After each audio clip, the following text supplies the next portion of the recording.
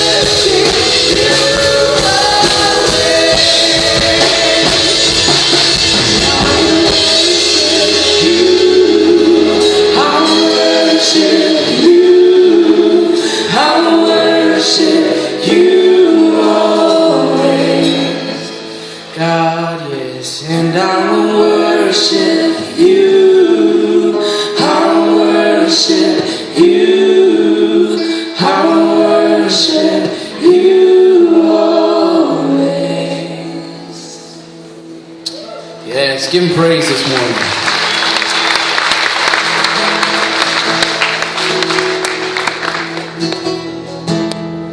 Father God, we know that this morning is even just a sample of what we will taste in eternity, God, when we worship you forever.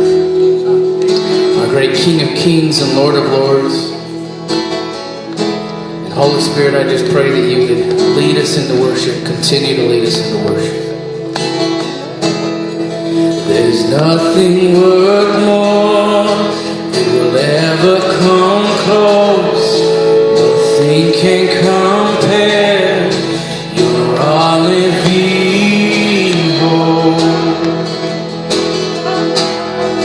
your presence, Lord.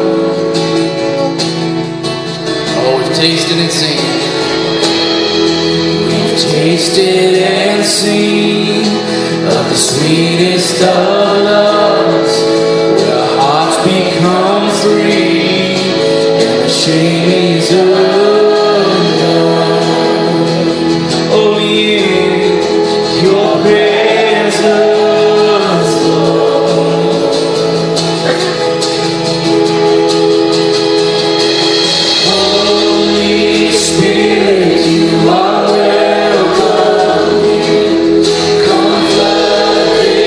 Place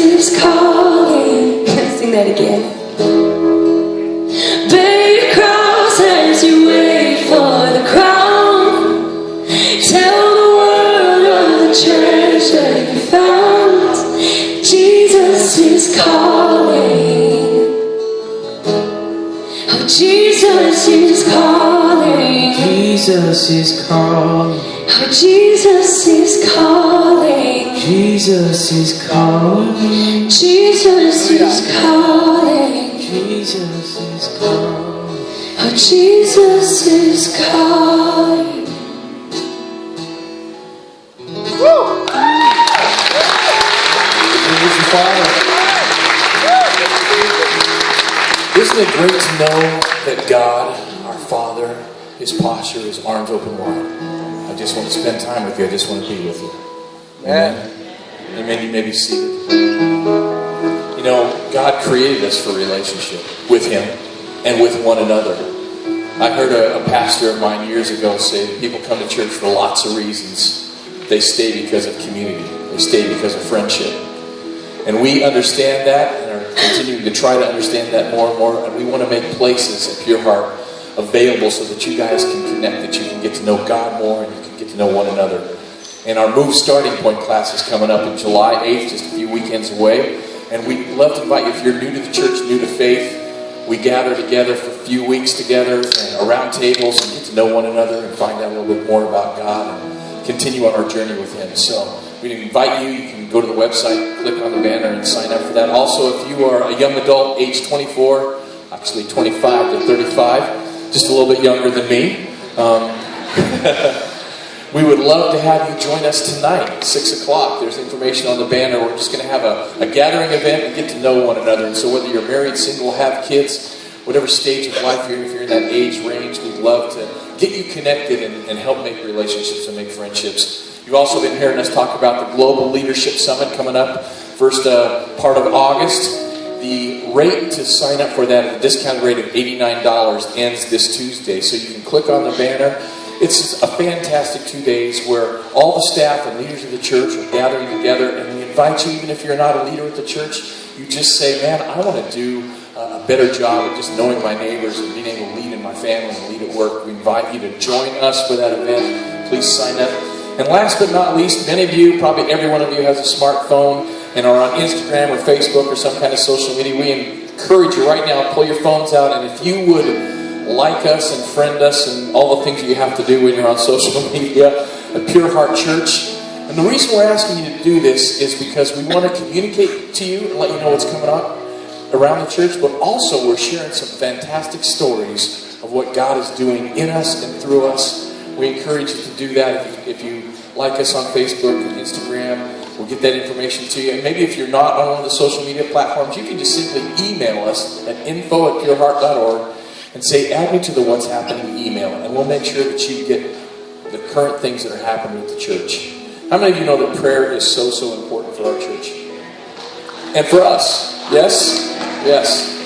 So this week alone, my daughter-in-law was getting her little baby checked up, little Addie who's growing and developing, and we had a little bit of a scare, and they took her to the hospital, and Zach took off from here, and we started praying.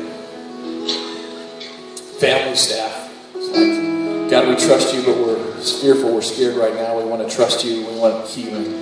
And by the time she got down to the hospital and spent a couple hours getting everything checked out, she checked out perfectly, the baby checked out perfectly. Because God loves us. I have a great friend of mine who's here in the service. I just talked to him out in the lobby. Last week, he went to the emergency room and he died. And God brought him back to life. And we got to pray with him. We got to pray for him. We got to visit him. And he's here this weekend because God answers prayer.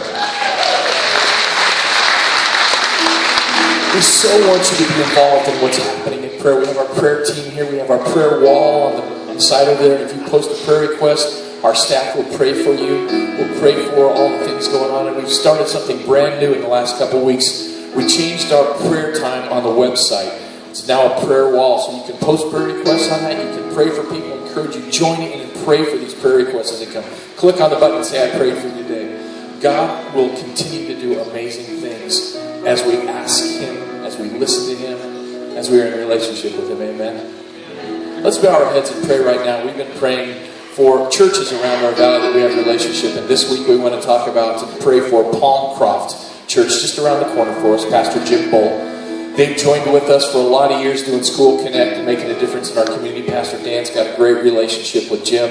They encourage and strengthen one another. Let's just bow our heads and lift them up. Father God, we thank you for Palmcroft and all the things that you are doing through them and through that church, God.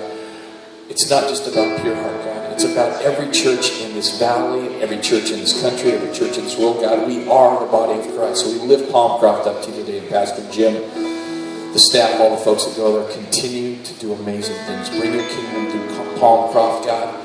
Bless them over these summer months. We just love you, Jesus. We pray all these things in your name. And everyone said, Amen. Amen, amen, amen. Good morning, everybody. How you doing today? You doing good? You doing good? Come on. So online, I want to welcome everybody. Crossroads Recovery, we love you guys. Give Crossroads a big hand today. We're going to end this series today in a very different way.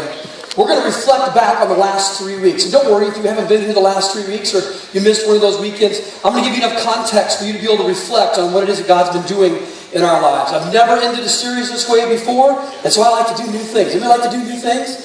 Oh, come on. Change it up every once in a while, right? Come on. You forgot already from week one. What's this? What's this? Come on, man. We're going to change it up. Turn your neighbor so we're changing it up. Changing it up. Here we go. We started off week one. With this question: what's the wise thing to? What's the wise thing to do? And now today Solomon answers that question for us. What's the wise thing to do? And Solomon in Proverbs chapter 9 and verse 10 says this: the fear, everybody say fear. The fear of the Lord is the what? It's the beginning of what? It's the beginning of wisdom. That word beginning in the Hebrew means it's the origin, or it's the beginning point, or the starting point of wisdom. Fear of the Lord. Not fear like trembling or afraid. I'm growing up, there was a nursery rhyme that my parents used to say, "But now I lay me down to sleep. I pray the Lord my soul to keep. If I should die, before I wake, I pray the Lord my what? Soul to take." To which I had a question: Mommy, where's my soul? Oh, way down deep inside of you, honey. Let's say, sleep well, sweetheart. See you in the morning. Maybe. I don't know. We'll see how it works out, okay? But don't worry, if you don't make it till morning, God just took your soul. Everything's going to be good, all right? Scare the ever-loving out of you, all right? That's not the kind of fear we're talking about, not fear of God like that, to be afraid of God. Fear here is the idea of reverence or respect. The wisest thing that we can do is to revere God. Can I get a yes from anybody this morning? Amen. My mom taught me how to revere God and to revere His name as a young child. In our family, you did not use the Lord's name in vain. It's one of the 10 commandments. Can I get a from anybody? It just didn't happen. One day we were driving down Bloomfield Road in our little GLC Mazda hatchback car. I'll never forget it. Bloomfield Road, just coming off 32nd Street. We were driving north on 32nd Street, made a left on Bloomfield Road. We were heading down that road, and I made this statement. I said, "Oh my gosh. Yeah. My mom pulled the car over to the side of the road, stopped the car, put it in neutral." It was a little stick shift. Put it in neutral. Looked at me. Now she didn't yell. She was actually quite calm, which scared me more. And she looked at me and she said, "Dan, look at me. Daniel, look at me." I said, "Yeah, Mom. Why are we stopping here? The house is up there." She goes, "It's okay, son. I want you to know something. We don't even abbreviate God's name in vain in the Stephen family. God's name is holy, Daniel. We don't say, gosh, we don't even abbreviate the Lord's name in vain." I'll never forget that. It's marked me. I was probably 8 years old when that happened. All right? My dad taught me to revere God, to acknowledge Him, and to recognize Him in every area of my life. And I was a young boy playing Little League baseball. I was in the minors at the time at Lookout Mountain Little League. And we were having a pretty good season on our team. I was playing all right.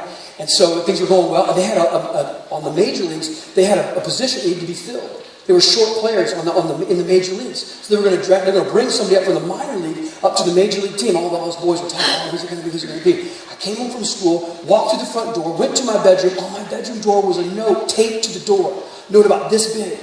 On the front of the note, it said this: "Daniel, today you've been drafted into the major leagues. I'm so proud of you, son!" Exclamation point. And then it said "over" with an arrow. I turned it over, and this is what my dad wrote in the back. "But Daniel, never forget where your strength comes from. Your strength comes from God." My father, at a very young age in my life, was telling me, Daniel, when these things happen, you need to acknowledge and recognize it's because of God's power in you. It's because of God's strength in you. It's God's favor on you. Acknowledge God, Daniel, in all of your ways. See, the fear of the Lord here in the Hebrew is the idea of recognition and reverence that leads to submission. Oh, that's a tough word, isn't it? Everybody say it with me. Submission. Turn to your neighbor and say, submission. It's tough. Whisper it. It's easy now. Whisper, okay? Submission. That's a powerful word. Recognition and reverence that leads to submission. The fear of the Lord is like this. When we wake up in the morning, the fear of the Lord is, God, you are God, and I am not. You know more about my future. You know more about my family, my spouse, my sexuality. You know more about my husband, my wife, my children, my finances. God, you know everything. I do not. You're all powerful. You're all knowing. You're ever present. You know the future. And no one loves me like you do, God. I would be foolish not to recognize that you are God and I am not. You see, the fear of the Lord is the very first thing that Satan stole from Adam and Eve in the Garden of Eden. It's the very first thing he stole from mankind. The fear, the recognition, and the reverence and the submission to God. The very first thing the enemy wants to do in our lives is he wants to rob us, he wants to remove us, he wants us to get us to question and to remove the fear of God from our lives. Solomon says it this way: the beginning of wisdom isn't a question. The beginning of wisdom isn't what's the wise thing to do and finding the answer to what's the wise thing. The beginning of wisdom is a decision. A decision to say, Lord, you are God, you are King of Kings, I'm not. That is the beginning of wisdom. It's a decision, not a question. Let me show you. Solomon goes on. It gets clearer. Back to Proverbs 9 and verse 10. It says, the fear of the Lord is the beginning of wisdom, and knowledge of the Holy One is what? Understanding. It's knowing God and being in relationship with God that begins to create understanding and why in our life. Answering those why questions. Knowing God leads to understanding. And it's interesting because in our world, no matter what you believe about God, every day we leverage God's understanding in His creation. We leverage God's understanding in His creation, what He has created. Every day we submit to the laws of physics, don't we? 2 of you. That's fantastic. The rest of you are just floating around the room and you don't even realize it, okay? Every day we submit to the laws of physics, don't we? Yeah. So why don't we submit our lives to the God who designed those laws? You see, how many of you have flown in an airplane? Raise your hand. All right, how many have seen an airplane? Everybody's on board. Here we go. We can leverage what scientists and engineers have discovered about creation to fly from Phoenix to New York City in 5 hours. We leverage the understanding of God and creation every day of our lives. I remember as a child, my grandmother taught me to appreciate God's creation. We were driving from Phoenix back to Fairbury, Illinois, where I grew up. Fairbury, Illinois. It's where Barney and Andy live, you know? Everybody under 30 has no idea what I'm talking about.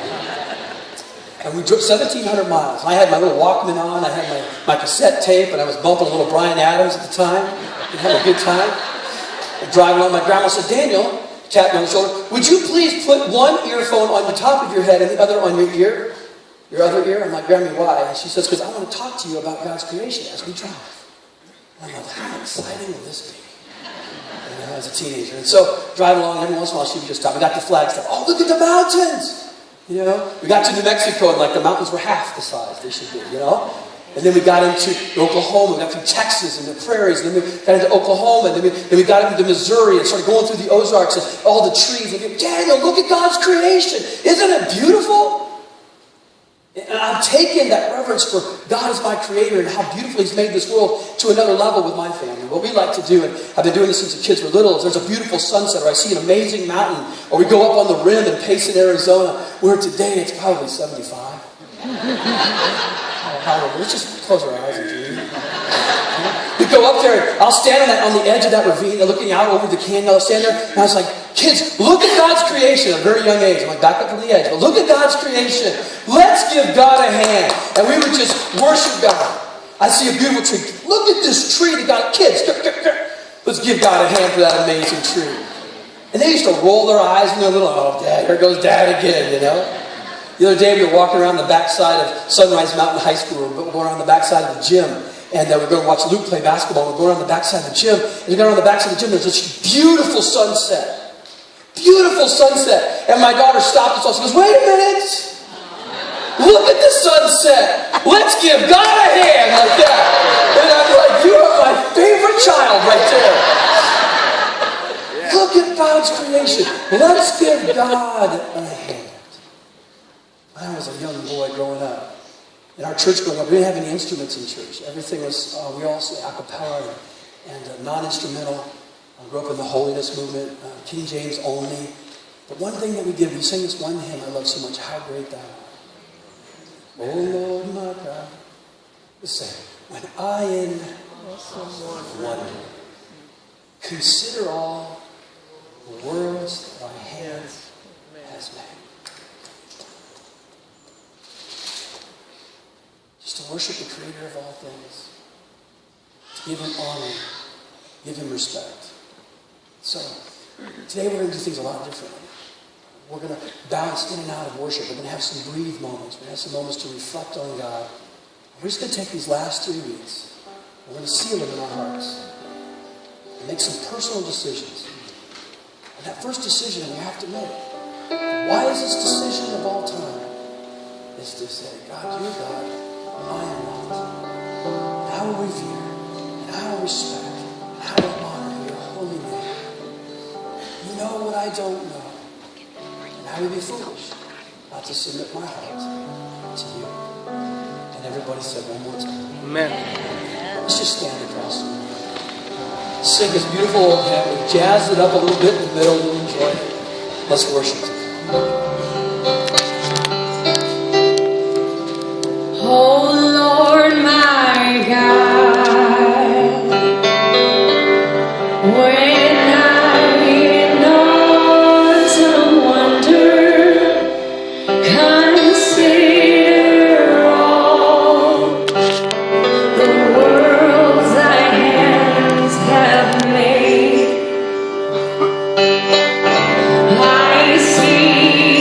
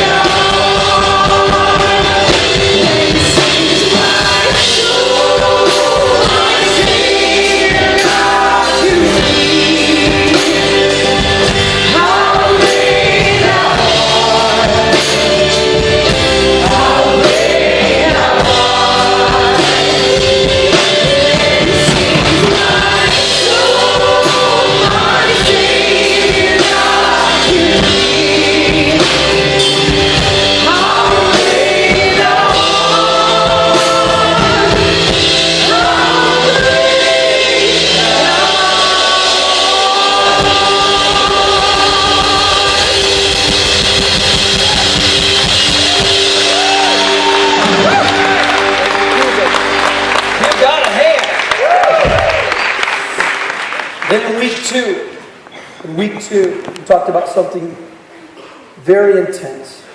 We talked about these three seats that we considered. The fool, the simple, the fool, and the mocker. And before we dive into that, I want us to take a brief moment and just be silent before the Lord. Let's answer that first question. What's the wise thing to do? It's to make a decision to say, God, you are God and I am not.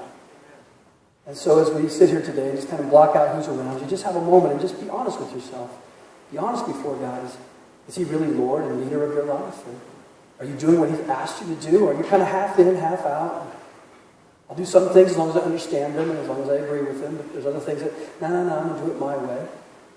So let's just have a brief moment. Just bow your hearts, bow your heads around them, whatever you need to do. And let's just reflect on that question.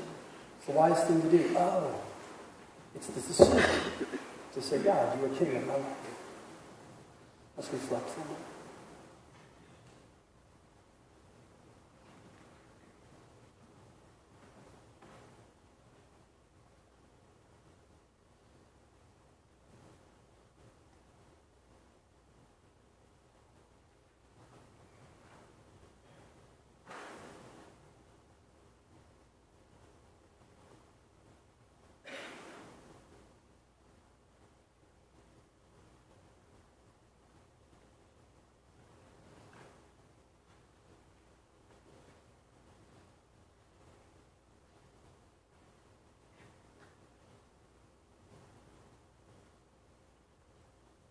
Week 2, we talked about this idea that when we run away from wisdom, we run towards something else. That Solomon describes 4 different kinds of people in the book of Proverbs. The wise person, and then the simple, the fool, and the mocker. And so we talked about the simple person is where we all began. We all started here because the simple person just doesn't know what they don't know. They haven't had enough experience in life yet. The simple person just doesn't know. The problem is as we live long enough and we kind of figure out some things and get to know what's right and get to know what's wrong, and then we still avoid doing what's right, still avoid doing the wise thing, then we can shift to the seat of the fool. Everybody say fool. Fool. One more time, say pity the fool. Okay? Pity the fool. And so the fool, here's the fool's thing. The fool knows better. The fool just doesn't care. You confront the fool, you say, hey, don't you know what's going to hurt you? The fool goes, yeah, I know. I just don't give up. You fill in the blank with what you do. I say rip, but whatever you do right there. The fool just says, I get it. I know it's bad for me. I know it's even wrong. But I'm just going to do it my way because this is how I feel. This is what I want to do. I don't want to have a bummer life. I want to have a fun life. The problem is if you sit here long enough in this chair, doing what you know is wrong, you can move this chair, the chair of the mocker. The mocker's tough. The mocker, you confront a mocker, they'll make you the enemy. You confront a mocker, they'll say, no, it's your fault. I'm the victim. I'm right. You're wrong. You know why? Because the mocker's heart has become hard. It's become absolutely hard. And here's the interesting thing. The only one that can, Solomon said, don't even confront the mocker. Because the only one that can remove this mocker from his chair and move him back to wisdom is God himself. It takes an act of God to remove the mocker from their chair, from their hard-heartedness, and to soften their heart and move towards wisdom. So how do we avoid sitting in these 3 chairs? How many want to know the answer to that? Amen. A third of you. That's not bad. We'll get the rest of you with us in just a moment. Okay? Proverbs chapter 3, and starting in verse 5, Solomon gives us the answer of how to avoid these 3 places in life. When we run away from wisdom, we run towards something else, we become something else. He says this, trust. Everybody say trust. Trust in the Lord with all your what? With all your heart. And what? Lean not on your own what? Understanding. Now, I've used this illustration so many times. Let's just say that I say to you, I trust that this stool can hold my body weight. Many of you are very impressed with my strength at this point. I understand that right now, okay? But when do I actually trust the stool? Because I could walk all over town going, I trust this stool to hold my body weight. But until I put the full weight of my life on the stool, I don't trust it. It's when I put the full weight of my life, everything in my life on the stool, then I trust it. You can say you trust God all day long. Oh, I believe in God. I believe in God. I love Jesus. Yes, I do. I love Jesus. How about you? Yeah, you know the little line. But yet you have areas of your life where you're not trusting Him. That we're not trusting Him. I trust you, God, but I want to keep control of my kids. I trust you, God, but I'm going to keep control of my finances. I trust you, God, but I'm not going to do what you say in the area of forgiveness because I don't quite think you understand just how mean that person is. you, God, but I'm not going to love them because they're my enemy. I know you said to pray for your enemies and to love your enemies, but you don't understand, God. I know, and so I will lean on my own understanding. You see, when you fully trust God, you put everything on Him. And Solomon just brings it home, verse 6, one of my favorite verses in the Bible. In all your ways, here we go with that word again, the S word, submit to Him. And He will, here's the promise, it's a beautiful promise, He will make your path straight. Notice it doesn't say easy. Can I get a from anybody in the room? It says He will make your path straight. The quickest way between 2 points is what? A straight line. Good job, geometry class. The problem is, we want to do things our way. We want to go our own direction. Yeah. Lord, I understand, but I'm going to do it my ways. Remember when we were teenagers? And we used to say this, I can't wait till I'm an adult and do what I want. Right? Some of you are teenagers in the room, and you actually said that this week. You're like, how did you know that? Because I was a teenager once. I know. I remember thinking to myself, when I'm a parent, I will never act like my parents. Oh, yes, you will. And you'll kick it up a notch. Because I'll never say that. And then you say it. As soon as you say it the first time to your kids, you're like, how did I become my mom? How did I become my dad? Double down on that, all right? See, the problem is, many of us don't move past this point of rebellion, and we spend the rest of our life saying, I'm going to do life my way. And instead of having a life that's a straight path, we have a life that looks like the logo that we've had throughout this whole series. We have that kind of a life. Just all over the place. I'm going to follow you, God, but I'm going to take a detour because I don't like what you asked me to do there. We believe the Bible is God's very heart for us. We believe it's time-tested wisdom for our lives.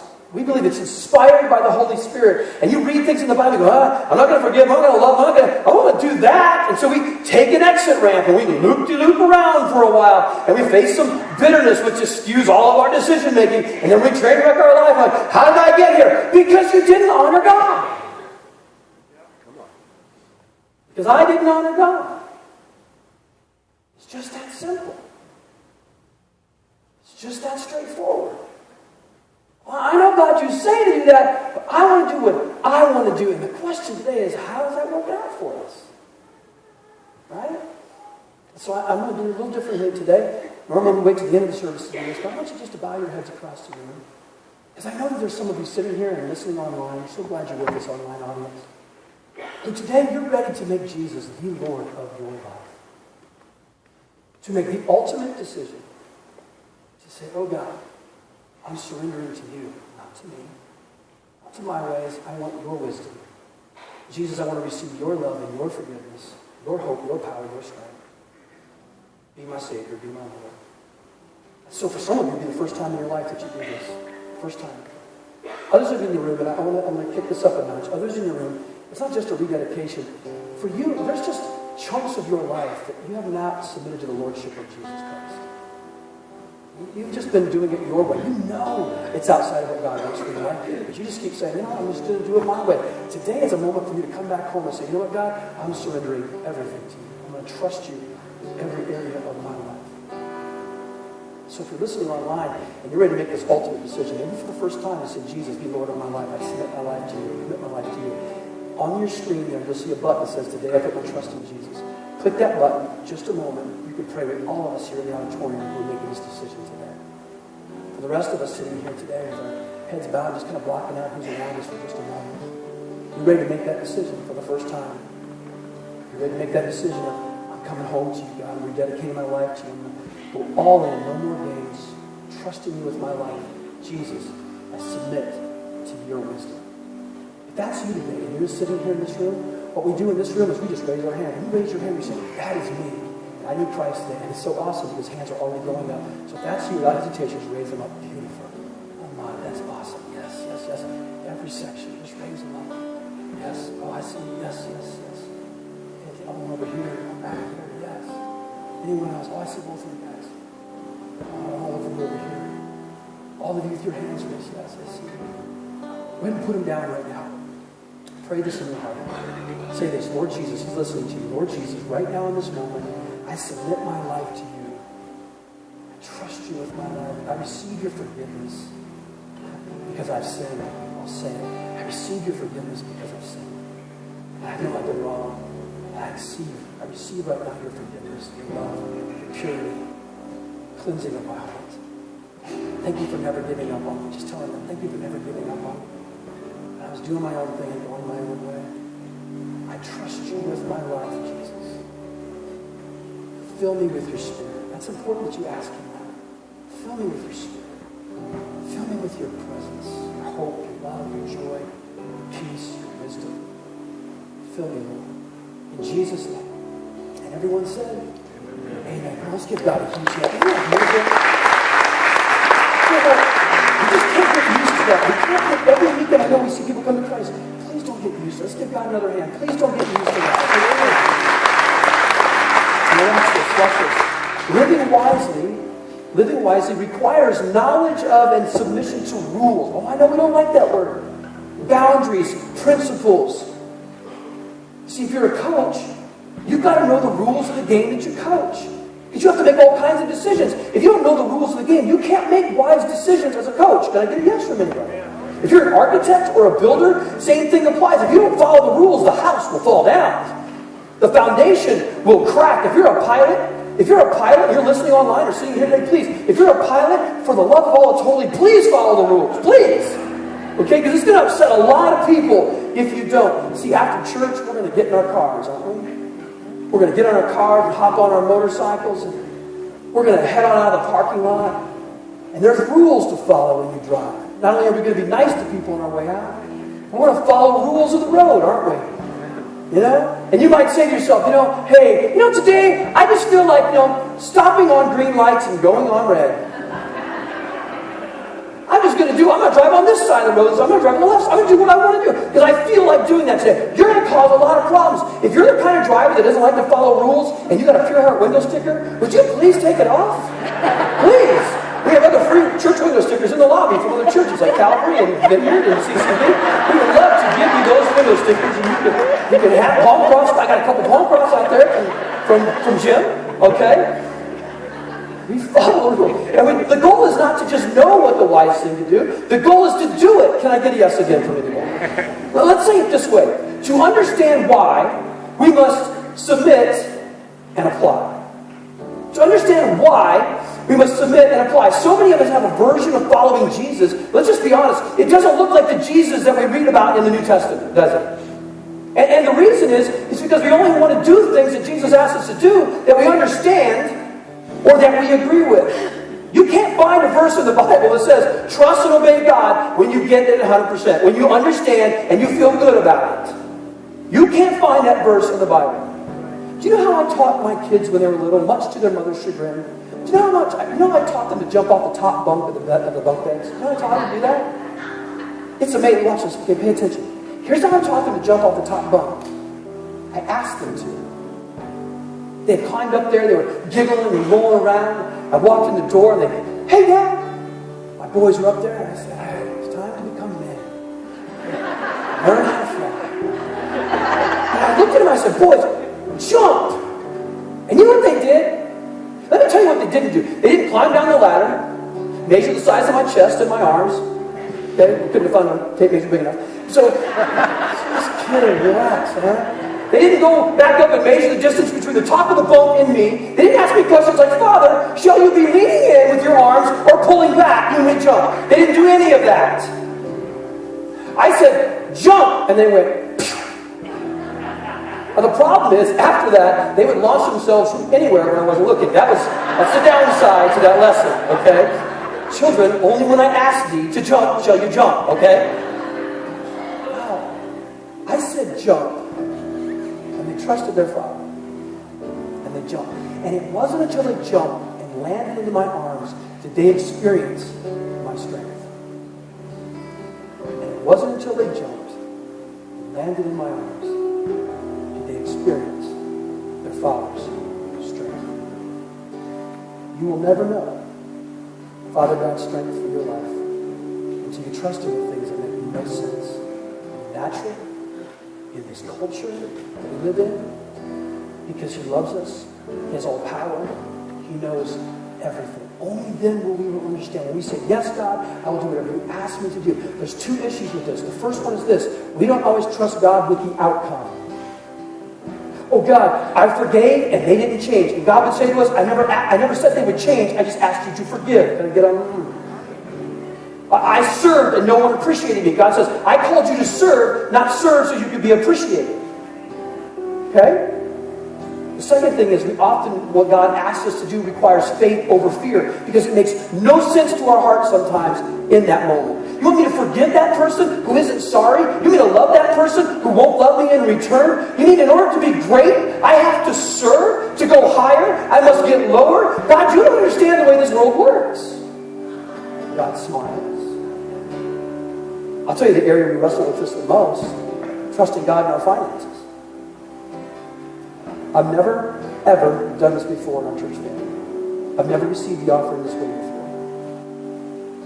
And the best time to receive the offering like this and to really reflect and focus in is when generosity is through the roof. Because otherwise you get to the place where you might manipulate. And we never want manipulation in this house.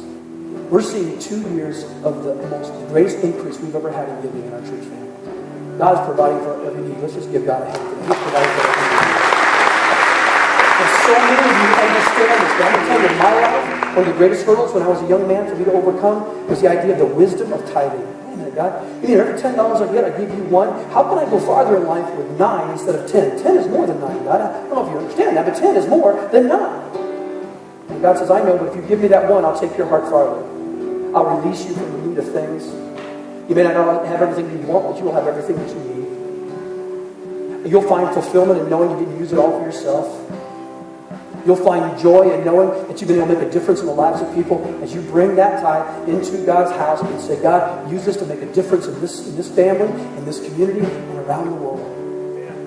And so as the ushers come forward today, we're just going to take a moment and just reflect and breathe and worship right over the offering. I've never done it this way before. I know for some of you, as the offering is passed, your issue isn't the finance. You've got that down, the generosity thing. You've been trusting God for a long time. So let's just take this big moment of people trusting God with giving. Let's take it. I want you to think about, what is the big thing in your life you're not trusting God with right now? Maybe it's a relationship. Maybe it's a family member. Maybe it's a forgiveness issue. Maybe it's a child. Maybe it's a future decision of college or education. You're just struggling to trust God. You know what He wants you to do, but you keep going a different direction. So let's take this moment, this big moment that many wrestle with. Let's ask God the question, why don't I trust you in this area of my life? Right now my money says, all right on it, in God I trust. God's word says to trust me. What area are you wrestling with? Let's worship as we receive the offering today. Father, bless these funds. Use them to make a difference. Make a difference in this church family, in the city, and around the world. We want to worship you today. I trust you today, God. And I give it. Let's breathe. Let's reflect for a moment.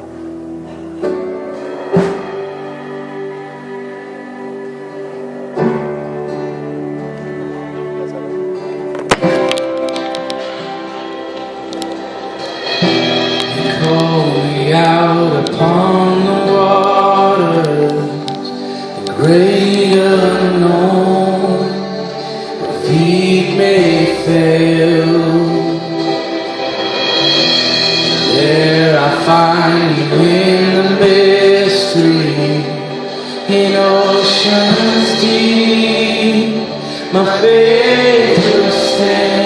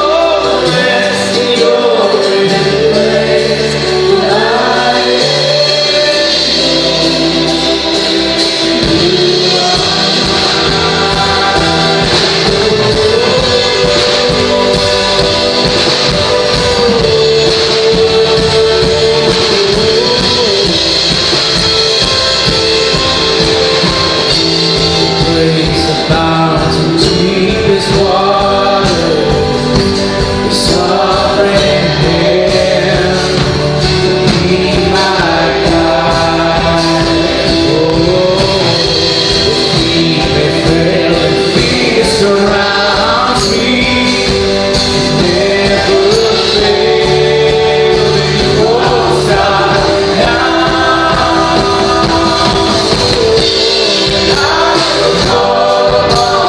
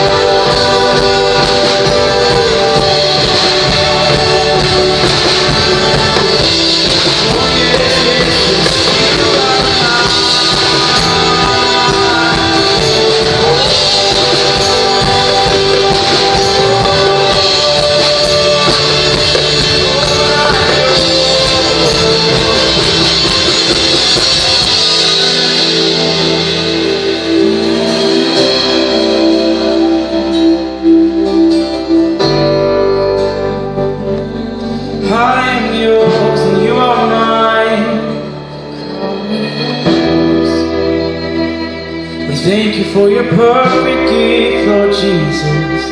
Price you paid for all of us. Sing Spirit lead.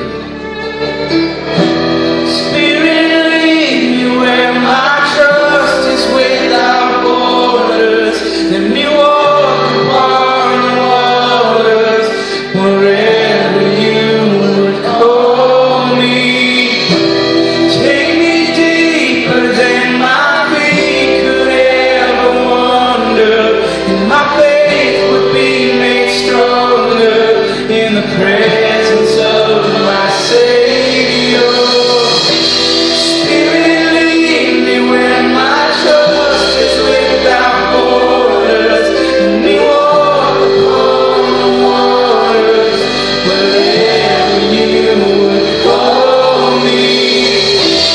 Take me deeper than my feet could ever wander, and my faith would be made stronger in the presence of my Savior. Spirit lead me where my trust is without borders. Let me walk upon the waters wherever you would call me. Take me deeper than my feet could ever wander, and my faith would be made stronger in the presence of my Savior.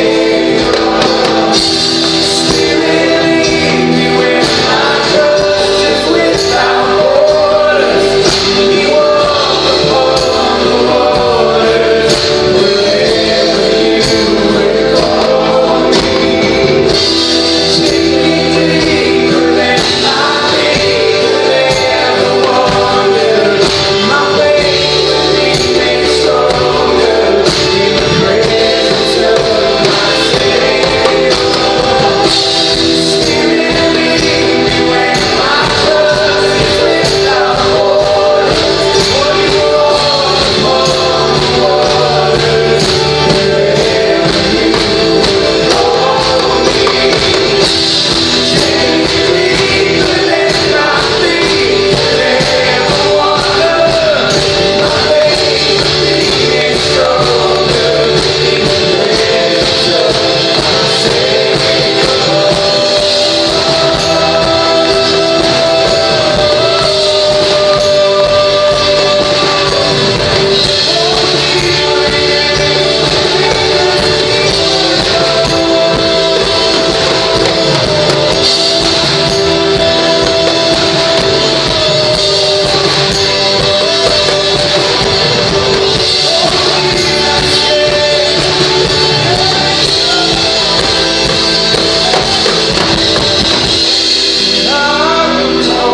Upon your name,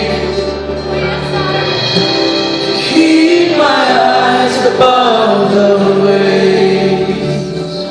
When oceans rise, my soul will rest in your embrace. For I am yours, you are mine.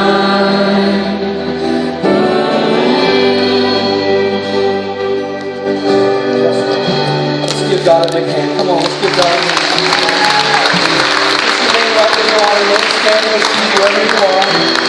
One more thought as we get ready to close, and one more song, and we'll be done reflecting today and sealing these last 3 weeks. I want to encourage you, if you're visiting today, if you're a guest, in your bulletin, there's a tear-off section. Fill it out, tear it out, take it to the info center. We want to get to know you better today. Also, if you need prayer for any reason, man, I know this message has probably stirred some things in people's hearts. Our prayer teams will be right down front. We'd be honored to pray with you. If you have any questions about what we've been talking about today, you go right across the patio, upstairs to room 523, a group of safe people who love to sit with you and just process life with you. In the last weekend, the third week of the series, we talked about this. What's the wise use of our time? I used an illustration I've used many times about eternity. And I said, in this life, you're only given so many days. This red represents this life. And the greatest decision we'll make in this life is what are we going to do with Jesus? And that decision we make with Jesus ripples into eternity. For those who follow Jesus, we live forever and ever and ever and ever. There's no such thing as death. Can I get a yes from anybody today? And so the question is, what's the wise use of our time in this life? Moses in Psalm 90 said, teach us, O Lord, to number our days aright, to be sober about our days, to think rightly about our days, that we may gain a heart of wisdom. And I want to submit to you today as we close the service, the wisest thing we can do is what we've been doing today. And you know what? You can do what we've done today, and you don't even have to be in a church building to do this. To take time to say every day, God, you are God and I am not. I will submit my life to your ways and not my understanding. That'll keep me from the seat of the simple, the fool, and the mocker. And Lord, I want to spend time with you because listen to this. There is no one wiser than He is. No one as powerful as He is. He can do all things. There's no one who knows the future like He does. He knows everything. And here's the kicker. No one loves us like He does. He proved it on the cross. He demonstrated His own love for us in this. While we were still sinners, Christ died for us. Can you give Him a hand for that today? And so the wisest thing you can do is take time every day to spend time with the one who loves us. Because when you're around somebody who loves you, it changes you. It impacts you. I'm really excited because all three, get your hearts and minds around this, all three of our children are going to high school camp at the same time. Oh! It's going to, you know why I'm excited? Because it's going to be me and Coleolio just together, just the two of us. Oh, it's going to be awesome! And you know why? Because other than Jesus, no one loves me like Nicole Marie. Nobody loves me like she does. And when I'm around her, I just spend time with her. She's my ally in life. She's my partner in life. She's the one that helps me serve and walk with God in this life. I love her. And I'm going to be around and have time with her. Oh, we're going to get up when we want, go to bed when we want, and do what we want. Because we're married. It's legal. Okay? All right? So, I'm so excited to be with her because I'm going to be around someone who loves me. Every day, you can make a choice, make a decision to spend time with the one who loves you more than anybody else.